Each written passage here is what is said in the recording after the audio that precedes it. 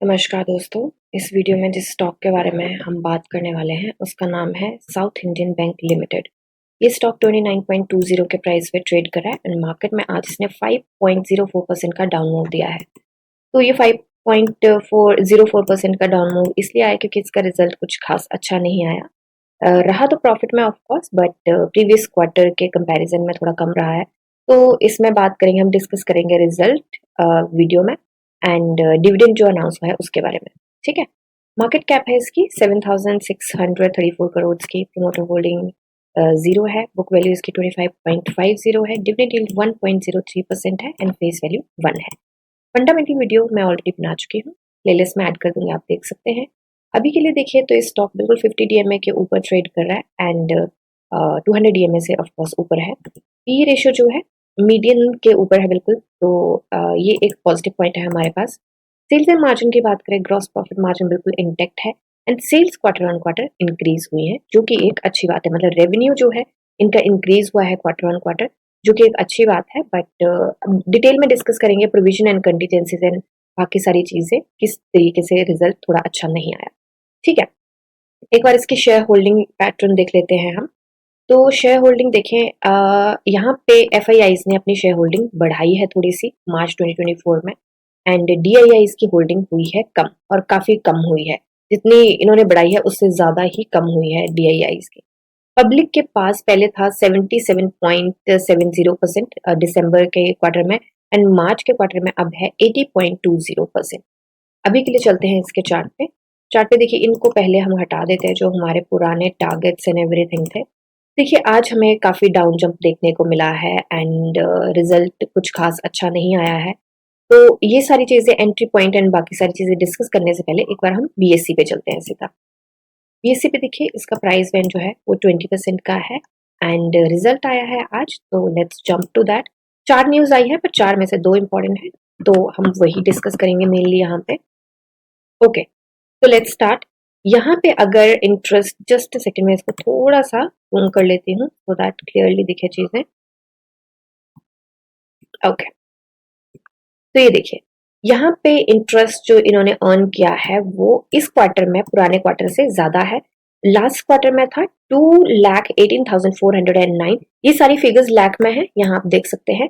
सो 2,18,409 लैक्स है ये, एंड इस बार हुआ है 2,27,467 लैक्स। तो ये ज्यादा है ऑफ कोर्स इसे, एंड प्रीवियस ईयर के सेम क्वार्टर से कंपैरिजन किया जाए तो भी ज्यादा है। इनकम ऑन इन्वेस्टमेंट, सॉरी, ये जो है इंटरेस्ट, ये सारा ना ABCD मिला के यहाँ पे बताया हुआ है। ठीक है, यहाँ पे टोटल इनकम की बात करें तो टोटल इनकम, अदर इनकम मिला के एंड एवरीथिंग, तो यहाँ पे हमें फर्क कहाँ पड़ा है बेसिकली। लास्ट क्वार्टर में अदर इनकम थी 45,214 एंड इस बार अदर इनकम जो है हमारी 34,588 है। तो यहाँ पे लाइक 9,000 पॉइंट्स के आसपास का डिफरेंस है। यहीं पे सारे रिजल्ट का फर्क पड़ चुका है। ठीक है, अदर इनकम से काफी फर्क पड़ा है, बट यहाँ पे एक चीज ना बहुत ध्यान देने वाली है। मैंने आपको हमेशा बोला है कि बहुत छोटी छोटी चीजें होती है जो फर्क डालती है। अगर वैसे देखा जाए तो इसका क्वार्टर का रिजल्ट अच्छा है। अब अदर इनकम क्या होती है? अदर इनकम होती है जो कि इनका कोर बिजनेस होता है, इसके अलावा जो इनकी क्योंकि ये बैंक है तो इन्वेस्टिंग वाला भी इनके कोर में ही आएगा। तो इसके अलावा जो उनकी कोई बिजनेस को लेके होता है काम, उससे जो इनकम आती है कोर बिजनेस के अलावा, उसको अदर इनकम कहते हैं।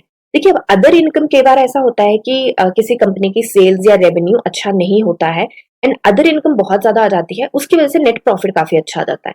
तो ये चीजें ध्यान में देने वाली कि ऐसी कंपनीज फंडामेंटली मुझे लगता नहीं वो स्ट्रांग है, क्योंकि उनकी कोर बिजनेस जो है उससे तो पैसे आ ही नहीं रहे जिसके ऊपर हम पैसे लगा रहे हैं। मतलब हम शेयर खरीद रहे हैं, फॉर एग्जाम्पल ABC कंपनी है, उसका काम है कपड़े बनाने का। ठीक है, तो वीडियो लंबी होने वाली है, आप इसकी स्पीड बढ़ा के देख सकते हैं। ठीक है, तो फॉर एग्जाम्पल उसका काम है कपड़े बनाने का, तो उसमें आया है कि उसकी सेल्स 2 लाख की सेल्स हुई है कपड़े बना के, एंड उसका अदर बिजनेस जो है, अदर इनकम जो है, लाइक उसका इन्वेस्टिंग से या उसका लाइक कुछ भी XYZ कुछ भी हो सकता है कि कोई चीज एक्वायर की हो या कुछ किसी और चीज से, तो उनका कोर बिजनेस नहीं है। उनका कोर बिजनेस है कपड़े बनाना, जिसके ऊपर मतलब ABC जो कंपनी है जिसके ऊपर हम जिसके शेयर खरीद रहे हैं, तो हम उसके कोर बिजनेस पे लगा रहे हैं। तो कोर बिजनेस से उसको इतना फायदा नहीं हो रहा है, अदर इनकम से फायदा हो रहा है और उसका नेट प्रॉफिट बहुत अच्छा आ जाता है। ठीक है, तो ये मुझे फंडामेंटली थोड़ी सी स्ट्रांग बात नहीं लगती है। ठीक है, अब हो सकता है किसी और की कोई डिफरेंट थिंकिंग हो, बट मेरी ये थिंकिंग है कि मुझे लगता है फंडामेंटली वो स्ट्रांग चीज नहीं होती है। ठीक है, तो प्रीवियस ईयर के सेम क्वार्टर से किया जाए कंपेयर, तो यहाँ पे थोड़ा सा अप मूव हमें डेफिनेटली देखने को मिला है अदर इनकम में। ठीक है, अब चलते हैं, इसको थोड़ा सा रिमूव करते हैं हम। अब चलते हैं थोड़ा सा नीचे एंड डिटेल में इसको देखते हैं। तो टोटल इनकम का तो आपको पता चल गया कि टोटल इनकम आई है 2,62,055 एंड यहाँ पे लास्ट क्वार्टर में थी 2,63,623। तो यहाँ पे अगर वैसे देखा जाए तो इस पे ज्यादा आया हुआ है एंड यहाँ भी हमें ज्यादा ही यहाँ पे हमें थोड़ा कम देखने को मिल रहा है, क्योंकि यहाँ पे अदर इनकम जो है वो आई हुई है हमारी कम। ठीक है, अब यहाँ पे देखते हैं टोटल इंटरेस्ट एक्सपेंडेड। इंटरेस्ट जो है वो भी बढ़ा है एंड लास्ट क्वार्टर में थोड़ा कम था, उससे पिछले क्वार्टर में उससे ज्यादा कम था। ठीक है, उस प्रीवियस ईयर के सेम क्वार्टर में उससे ज्यादा कम था। अब ऑपरेटिंग एक्सपेंसेस, अब यहाँ पे देखे तो टोटल में जाते हैं हम कि टोटल एक्सपेंसेस कितने हुए हैं। टोटल एक्सपेंसेस इस बार हुए हैं 2,18,734 लाख एंड यहाँ पे हुए थे प्रीवियस क्वार्टर में 2,15,274। प्रीवियस ईयर के सेम क्वार्टर में एक्सपेंसेस हुए थे 1,75,644। तो एक्सपेंसेस भी यहाँ पे बढ़े हैं, यहाँ पे भी फर्क पड़ गया, बहुत ज्यादा नहीं बढ़े, 3,000 पॉइंट्स बढ़े हैं बट बढ़े हैं। तो अब आते हैं हम नेट पे। नेट इसका प्रॉफिट एंड लॉस क्या है। तो देखिए यहाँ पे नेट प्रॉफिट एंड लॉस, यहाँ एक और चीज है यहाँ पे ध्यान देने वाली, वो है provision and contingencies. Just a second, I am so sorry.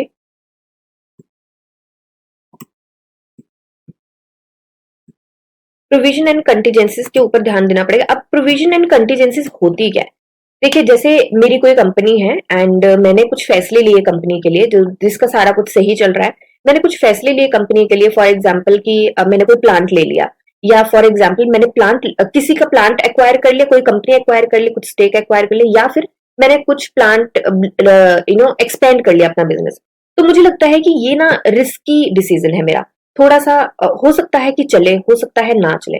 तो प्रोविजन एंड कंटीजेंसी जो होती हैं कि कुछ ऐसे फैसले होते हैं कि इफ एनीथिंग गोस आउट, अगर चल गया वो डिसीजन तब तो बड़ी सही बात है, अगर नहीं चला तो उसके बाद हो सकता है कि हमें अपने इससे पैसे लगाने पड़े या हमें लॉस हो। तो प्रोविजन एंड कंटीजेंसीज क्या होती हैं कि पहले से ही हम उसका एस्टिमेट लगा के पहले से ही पैसे निकाल के साइड पे रखते हैं, सो दैट कि हमारा जो कंपनी का ऑपरेशन है उसके कंपनी का ऑपरेशन और फाइनेंशियल जो है उसके ऊपर कोई फर्क ना पड़े। ठीक है, तो इस बार प्रोविजन एंड कंटीजेंसी जो है operating profit before provision and contingencies है इतना 43,321 लैक्स एंड पिछली बार था 48,349 लैक्स। अब provision and contingencies other than tax, तो यहाँ पे प्रोविजन एंड कंटीजेंसीज में जो डला है वो ये है 4,062 लाख एंड यहाँ पे था 4,854 लाख। ठीक है, तो अब आते हैं नेट पे। नेट पे देखिए यहाँ पे हमें मिल रहा है, यहाँ पे ऑर्डिनरी एक्टिविटीज बिफोर टैक्स का भी दिया हुआ है, ये डिटेल में आप देख सकते हैं सारा कुछ। वैसे तो बड़ी सारी चीजें होती है, मैं आपको मेन चीजें बता रही हूँ जिसका हमारी इस पे जो प्राइस है उस पे असर देखने को मिलता है। ठीक है, तो यहाँ पे यहाँ पे आते हैं नेट प्रॉफिट एंड मार्जिन। तो यहाँ पे अभी आया है नेट प्रॉफिट हमारा 28,733 लैक्स का आया है हमारा एंड प्रीवियस क्वार्टर में जो था वो था 30,538 लैक्स का एंड प्रीवियस ईयर के सेम क्वार्टर में था 33,353 लैक्स का। तो यहाँ पे हो गया है हमारा प्रॉफिट कम इसके कंपैरिजन में। बट अगर हम ईयरली देखें कि 2023 में क्या था ईयरली एंड 2022 में जो सारा ईयर हुआ और 23 में मार्च में खत्म हुआ, उसका टोटल आया था ये वाला एंड अभी का टोटल है ये वाला। तो अगर वैसे देखा जाए तो ओवरऑल इसमें काफी अच्छा जंप देखा गया है। यहाँ पे 77,531 लास्ट ईयर जो मार्च में आया था 2023 में एंड यहाँ पे है 1,07,018। तो काफी बढ़िया जंप देखा गया है ऑफकोर्स यहाँ पे हम। तो ये है हमारा रिजल्ट। तो रिजल्ट कुछ इतना खास नहीं आया है, ऑफकोर्स ये प्रॉफिट में है बट प्रॉफिट जो है थोड़ा सा कम हो गया है। ठीक है, अब आती है बात डिविडेंड की। तो डिविडेंड इन्होंने बताया है कि hereby we inform, just a second, hereby inform that the board directors of the bank has recommended dividend of rate 0.30 rupees per equity share face value of 1। तो 30% इन्होंने डिविडेंड दिया है यहाँ पे। एंड अभी तक का इसका कोई रिकॉर्ड डेट नहीं बताई है कि कब का होगा क्या होगा। तो अब यहाँ पे बताया है subject to approval of the shareholders of the bank at the ensuing annual general meeting. ठीक है, तो अभी के लिए चलते हैं हम अगेन चार्ट पे एंड देखते हैं कि हमारे इसके प्राइस पे क्या फर्क पड़ सकता है। देखिए रिजल्ट प्रॉफिट में रहा है, ठीक है, सॉरी प्रॉफिट में रहा है। यहाँ पे भी एक बार थोड़ा सा शॉर्ट में नजर मारते हैं, थोड़ा सा इजी होता है ये वाला समझना। देखिए यहाँ पे अगर देखा जाए तो रेवेन्यू इंक्रीज हुआ है, इंटरेस्ट भी इंक्रीज हुआ है एंड यहाँ पे हमारे एक्सपेंसेस भी कंपैरेटिवली इंक्रीज हुए हैं। यहाँ पे हमारा फाइनेंसिंग प्रॉफिट जो लास्ट ईयर था वो नेगेटिव में था एंड यहाँ पे हमारा है पॉजिटिव में। ठीक है, तो ये एक अच्छी बात है कि हमारा पॉजिटिव में आया है। अब यहाँ पे दिक्कत कहाँ आ गई? वैसे तो हमारा रिजल्ट बहुत अच्छा आया हुआ है बट दिक्कत हमें आ गई यहाँ पे अदर इनकम में, जो कि मैंने आपको उसमें भी बताया। तो यहाँ पे थोड़ा सा इजी होता है समझना, तो यहाँ पे भी समझा रही हूँ। यहाँ पे हमारा ये आ गया, पहले था 452 एंड यहाँ पे है 346। तो इसकी वजह से ही हमारा यहाँ पे फर्क पड़ा है। अब हम इसको अगर देखें कि 452 एंड 300 इसका कितना फर्क होता है। 450 जस्ट सेकेंड 400 जस्ट सेकेंड मैं आपको इसको कैलकुलेट करके बताती हूँ। 435 माइनस 393, तो यहाँ पे फर्क पड़ता है 42 पॉइंट्स का। ठीक है, एंड यहाँ पे फर्क देख लेते हैं 305 माइनस 288, तो यहाँ पे 17 पॉइंट्स का फर्क पड़ता है। अगर हमारी ये अदर इनकम सही आ जाती जो इसके कंपैरिजन में या इतनी आ जाती या कुछ होता तो हमारा रिजल्ट प्रॉफिट में यहाँ पे नेट प्रॉफिट दिखा देता, बट यहाँ पे बिल्कुल सही दिखा देता। तो अगर वैसे अगर रिजल्ट देखा जाए तो हमारा रिजल्ट काफी अच्छा आया है। इसके कोर बिजनेस की बात की जाए, अदर इनकम को निकाल दिया जाए तो। ठीक है, तो अभी के लिए देखिए, अब ये तो है हिडन चीजें जो कि प्रोविजन एंड कंटीजेंसीज होगी, अदर इनकम होगी, ये है हिडन चीजें। उसके साथ अगर देखा जाए तो रिजल्ट अच्छा है, बट हर कोई नहीं, मतलब अब जैसे बहुत सारे ऐसे भी लोग हैं, जब मैंने स्टार्ट किया था शेयर मार्केट में तो मेरे को भी ये लगता था शेयर खरीदना और बेचना है और तो क्या करना है, मतलब और क्या होता है, यही तो होता है। But it's not like that. यहाँ पे अगर आपको बेसिक नॉलेज नहीं है, और नॉलेज किससे आएगी, नॉलेज मतलब जैसे कि मैं हमेशा बोलती हूँ, मैंने डिस्क्लेमर भी दिया था कि हमारे कोर्सेज आने वाले हैं, तो मुझे ये नहीं है कि आप मेरे ही कोर्सेज लीजिए। हमने कोशिश करी है कि सिंप्लीफाई करके बताने की, जो ऑफ कोर्स बाकी लोगों ने भी करी जिनके कोर्सेज बिक रहे हैं। तो आप जिस मर्जी के कोर्सेज लीजिए, जहां मर्जी से सीखिए, बट चीजें सीखिए, क्योंकि जब तक आपको चीजें नहीं पता चलेंगी। अब यहाँ पे डर के मारे यहाँ पे आधे लोग तो इसलिए बेचेंगे क्योंकि ये स्टॉक ना 4% नीचे गिर गया, 5% नीचे गिर गया, तो आधे लोग तो डर के बेच देंगे, ओहो रिजल्ट गंदा आया है और भागो यहाँ से। ठीक है, मैं मानती हूँ जो प्राइस है, प्राइस इज गॉड, भाव भगवान है, ये सबने सुना है।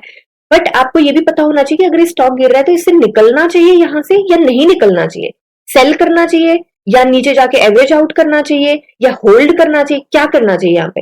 तो ये चीज आपको कहाँ से पता चलेगी? ये चीज आपको एजुकेशन से पता चलेगी, क्योंकि ये सारी ताम झाम है, ये हर कोई आपको पढ़ के नहीं सुनाएगा इतनी डिटेल में। मेरे को पता है पढ़ के सुनाते हैं, बहुत सारे ऐसे लोग भी हैं जो बड़े अच्छे से पढ़ के सुनाते हैं, बड़े अच्छे से समझाते हैं, बट आपके तक वो न्यूज सही तरीके से पहुंच रही है? क्योंकि आप तो ये तो करोगे नहीं कि सबकी वीडियोस, आप अगर रिजल्ट आया तो हर किसी की वीडियो जाके देखोगे या हर किसी के जो भी होगा न्यूज पे सुनेंगे या कुछ सुनेंगे, तो वो सारी चीजों का ना फर्क पड़ता है।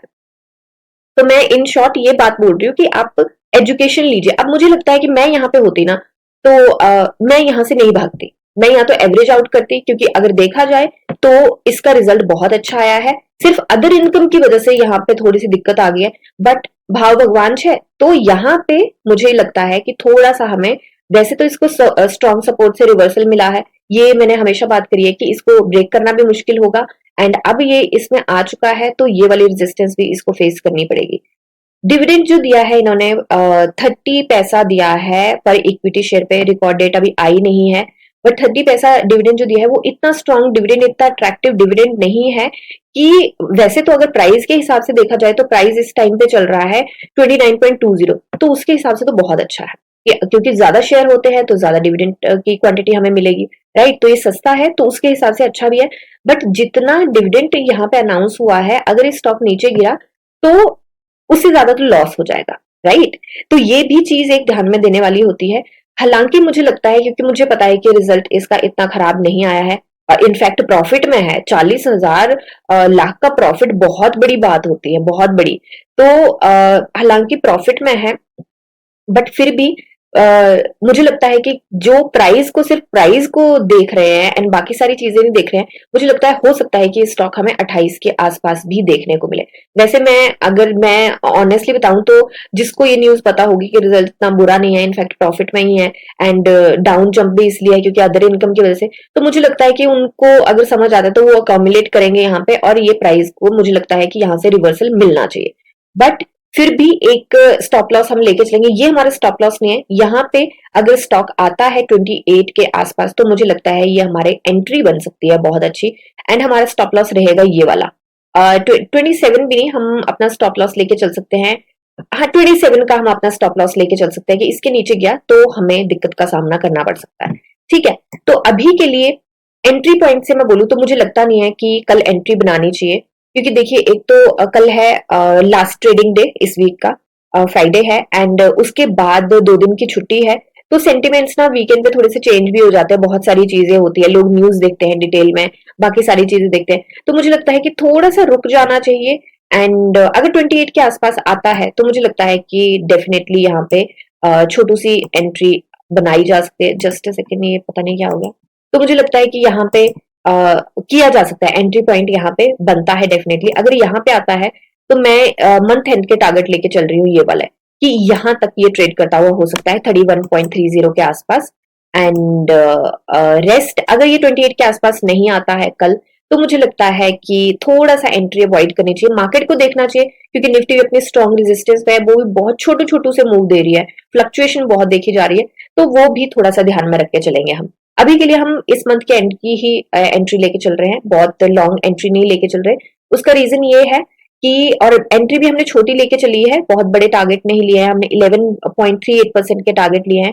उसका रीजन ये है कि इस महीने है इलेक्शंस, पोलिंग है, एग्जिट पोल्स है, एंड जून के फर्स्ट वीक में डिसाइड हो जाएगा सब कुछ। तो मुझे लगता है मार्केट में काफी सारे इमोशंस रहेंगे, तो थोड़ा सा संभल के चलना पड़ेगा। एंड एक ऑनेस्टली एक चीज बताऊं तो वैसे तो सबने बड़ी मेहनत से पैसे कमाए होते हैं, बट अगर आपके पैसों के साथ बहुत ज्यादा रिस्क है तो मुझे लगता है कि इस मंथ में थोड़ा सा संभल के चलें, या बिल्कुल डिस्टेंस बना के चलें, एंड उसके बाद ये सारा सेटल हो जाए इलेक्शंस का, उसके बाद अपनी एंट्री बनाएं। ठीक है, तो ये सिर्फ मेरी एनालिसिस है, कोई बाई सेल होल्ड की रिकमेंडेशन नहीं है। आप अपनी एनालिसिस कीजिए, जाने समझी पढ़िए और फिर इन्वेस्ट करिए। मिलते हैं नेक्स्ट वीडियो में, तब तक के लिए शुक्रिया एंड हैप्पी इन्वेस्टिंग।